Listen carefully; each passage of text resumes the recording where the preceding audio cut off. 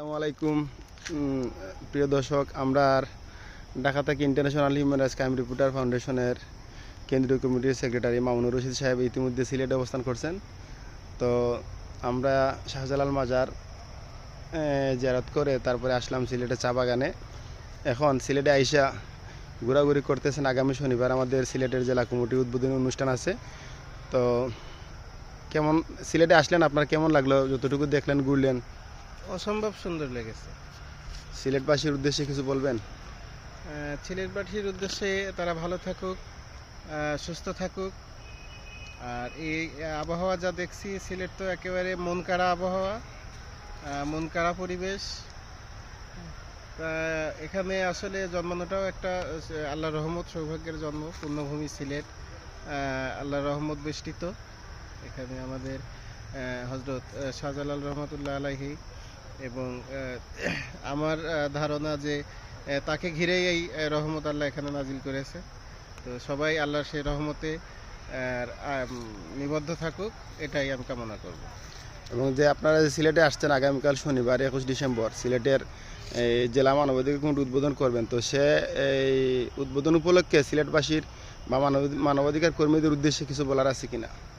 মানবাধিকার কর্মী এবং সিলেটের প্রত্যেকটা জনগণের কাছে প্রত্যাশা থাকবে তারা মানবতার সেবায়, সামাজিক উন্নয়নে, দেশের সেবায় নিজেদেরকে সম্পৃক্ত করবে এবং দেশে সর্বক্ষেত্রে মানবাধিকার প্রতিষ্ঠা করবে। এটাই আমি সবার কাছে আশা করব। জি, ধন্যবাদ। আমরা আপনার দর্শক, আপনাদের আমাদের ইন্টারন্যাশনাল হিউম্যান রাইটস ক্রাইম রিপোর্টারের আমাদের যাকে নিয়ে আমরা ইতিমধ্যে সারা বাংলাদেশের সংগঠনকে শক্তিশালী করতেছি, আমাদের পরিচালক মহোদয় মহদুদ শেখ আকার স্যার আমাদের আগামীকালকে 21 ডিসেম্বর আমাদের সিলেট জেলা কমিটি উদ্বোধন করবেন। সেই উপলক্ষে সিলেটে আসছেন স্যার। আসসালামু আলাইকুম। আলহামদুলিল্লাহ, মাশাআল্লাহ, খুবই সুন্দর এবং মনোরম পরিবেশে আমরা দীর্ঘ সময় ধরে ঘুরতেছি। শাহজালাল রহমতুল্লাহ মাজার আমরা জিয়ারত করেছি। খুবই সুন্দর পরিবেশ এবং খুবই মনোরম পরিবেশ এবং কোনো বিশৃঙ্খলা আমরা দেখতে পাইনি। এবং এখানকার আবহাওয়া খুবই সুন্দর এবং চা বাগানগুলো আমরা ঘুরে দেখতেছি। চা বাগানগুলো খুবই সুন্দর। বিশেষ করে এখানে পাহাড় আছে, ছোট ছোট পাহাড়, যেখানে ঘুরলে যদি কারো মনে দুঃখ কষ্ট থাকে, আমি আশা করি তারা যদি এই পাহাড়গুলো একটু পর্যবেক্ষণ করে তাদের মনটা ফ্রেশ হয়ে যাবে। সবারই উচিত এখানে আসা এবং একটু ঘোরাফেরা করা, নিজেকে রিফ্রেশমেন্ট করা। আর যেহেতু আমরা মানবাধিকার সংগঠন নিয়ে আমরা কাজ করি, মানুষের অধিকার প্রতিষ্ঠা আমরা কাজ করি, যারা অধিকার বঞ্চিত তাদেরকে নিয়ে আমরা কাজ করি। তো সেক্ষেত্রে আমি সিলেটবাসীকে বলবো, প্রত্যেকটা ক্ষেত্রে যেখানে মানবাধিকার লঙ্ঘন হয় সেই জায়গাগুলোতে আপনারা একজোট হয়ে, একত্রিত হয়ে কাজ করুন এবং মানবাধিকার প্রতিষ্ঠায় নিজেকে নিয়োজিত করুন। ইনশাল্লাহ আপনারা সবাই ভালো থাকবেন, সুস্থ থাকবেন। স্যার, সিলেটের যে জেলা কমিটি উদ্বোধন করবেন আগামীকাল শনিবার 21 ডিসেম্বর, তো আমাদের সিলেটের তো বৃহত্তর সংগঠন, সেই কর্মীদের উদ্দেশ্যে আপনার কি বার্তা থাকবে? আমাদের সারা বাংলাদেশের প্রতিটা জেলায় আমাদের সংগঠন আছে। প্রত্যেকটা জেলায় আমরা প্রতিটা জেলায় আমাদের সংগঠন আছে এবং সকল কর্মীরা নিঃস্বার্থভাবে কাজ করে যাচ্ছে।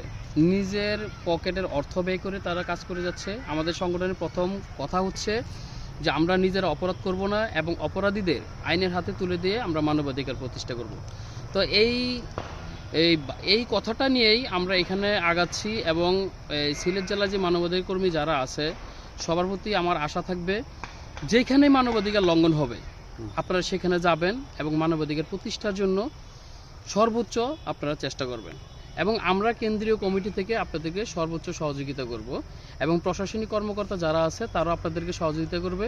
কারণ আমাদের সংগঠন কোনো রাজনৈতিক সংগঠন নয়, এটা অরাজনৈতিক এবং অলাভজনক সংগঠন, একটা ত্যাগী সংগঠন। ত্যাগী মনোভাব নিয়ে যদি আপনারা কাজ করেন তাহলে অবশ্যই আপনাদের সফলতা আসবে এবং আপনারা এগিয়ে যেতে পারবেন ইনশাল্লাহ। স্যার, এই সংগঠন ইন্টারন্যাশনাল হিউম্যান রাইটস, এটা বাংলাদেশের পদযাত্রা কত সাল থেকে?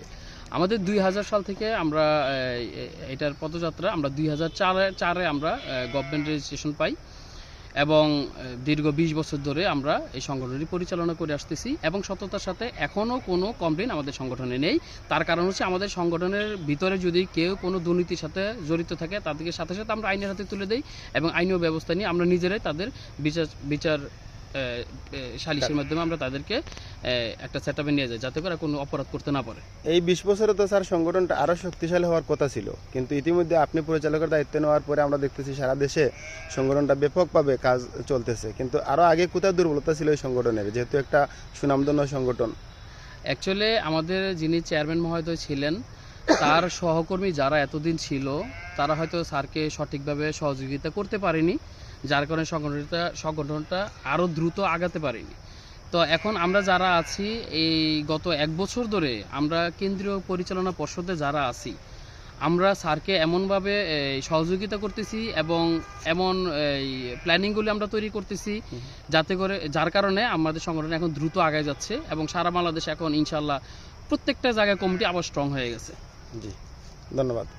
Thank you. দর্শক, আসলে আপনারা দেখাইছি আমরা ইতিমধ্যে সিলেট জেলা কমিটি আগামী 21 ডিসেম্বর শনিবার উদ্বোধন করা হবে।